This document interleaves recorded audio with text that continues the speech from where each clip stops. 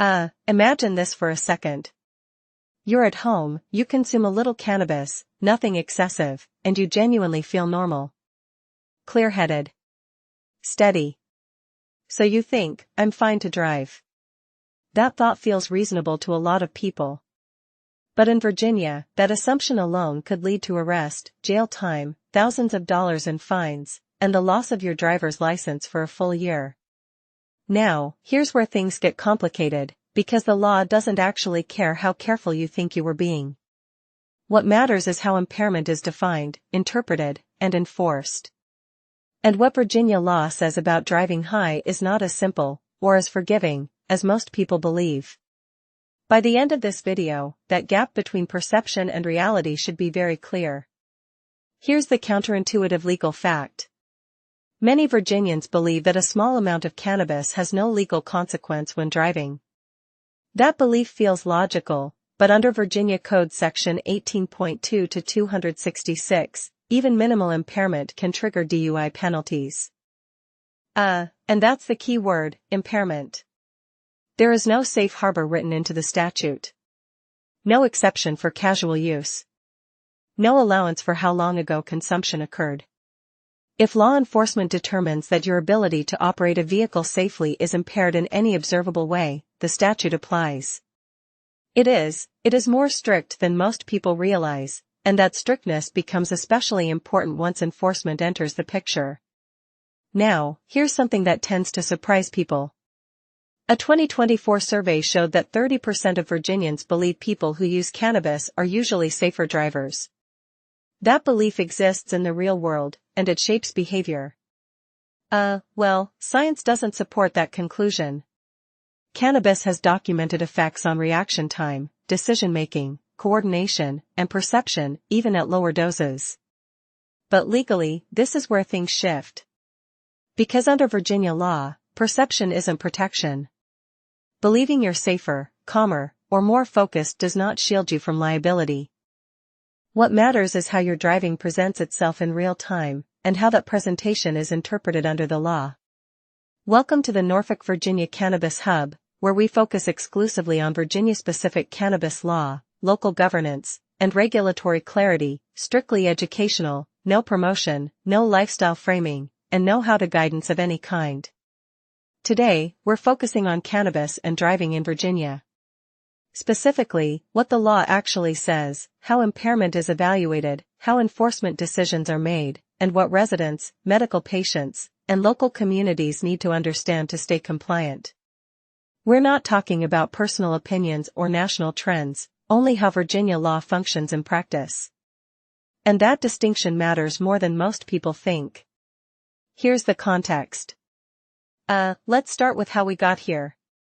In 2021, Virginia legalized public possession of up to 1 ounce of cannabis and allowed limited home cultivation. That was a major policy shift. It changed public behavior, public conversation, and public assumptions almost overnight. But one thing did not change: driving under the influence of cannabis remained illegal. The problem is that legalization created a sense of permission that didn't extend to operating a vehicle. Many people assumed that if possession was legal, responsible use followed by driving must also fall into a gray area. That's where confusion sets in. Unlike alcohol, Virginia does not define a specific THC blood concentration that automatically equals impairment. There is no cannabis equivalent to a 0.08 standard. Instead, impairment is evaluated through observation, behavioral indicators, field sobriety testing, and sometimes laboratory analysis. That structure leaves room for interpretation, and that's where enforcement consequences begin to emerge. Here's the legal explanation. Virginia Code Section 18.2 to 266 makes it unlawful to drive while under the influence of any drug that impairs your ability to operate a motor vehicle safely. Cannabis is included, explicitly and without exception. And this is critical, the statute does not criminalize THC presence alone. It criminalizes impaired driving. That means a driver can be cited even if cannabis was consumed hours earlier, even if the amount was small, and even if the individual believed they were sober enough to drive. Let me rephrase that. More accurately, the legal question is not how much THC is in your system. The legal question is whether your ability to drive safely appears impaired at the time you are operating the vehicle. That distinction may sound subtle, but in court, and during enforcement, it changes everything. And we'll come back to why that matters when we walk through a real-world scenario later. How enforcement works. Who enforces these laws? Primarily, local police and state troopers.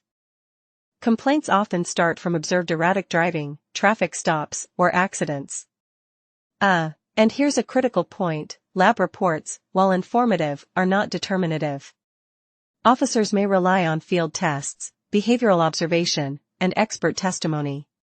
That's why DUI cases for cannabis are more complex than alcohol. They're less about numbers and more about observable behavior.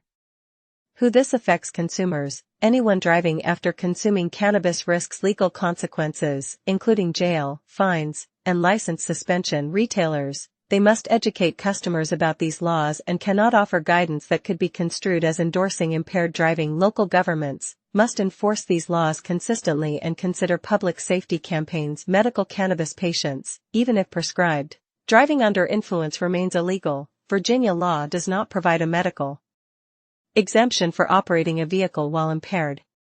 Why this matters: public safety is at stake. Regulatory clarity reduces legal risk. Long-term policy implications include shaping enforcement priorities, public education, and ultimately, lowering accidents caused by impaired driving. Now, let's pause. Many people think they understand the risk of driving high, but here's where reality flips that assumption. A first-time offense can lead to up to 1 year in jail, $2,500 in fines, and a 1-year license suspension. Yes, that's serious. And repeat offenses escalate. This isn't just theory. Virginia courts take DUI seriously. Here's a scenario. Earlier, I mentioned the unresolved question: can a small amount of cannabis be considered non-impairing legally? Let's walk through a scenario. Imagine Jane consumes a joint at home in Norfolk. She waits 2 hours and then drives. A trooper observes slightly erratic lane changes and stops her.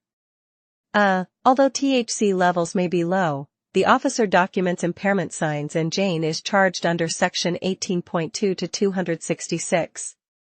If she contests, the court looks at field sobriety, officer testimony, and context, not THC alone. Contrast that with Alex, who waited longer, drove cautiously, and displayed no impairment. He likely avoids charges. The small legal distinction, observable impairment, is everything.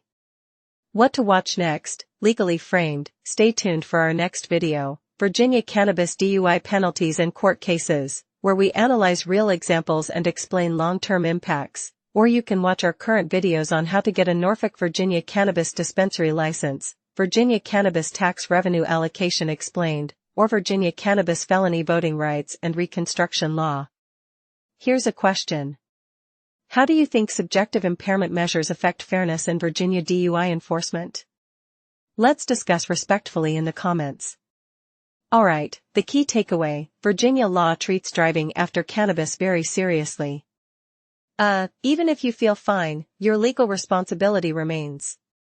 Like, comment, and subscribe to stay updated, and join the Norfolk City Cannabis Community for more legal breakdowns.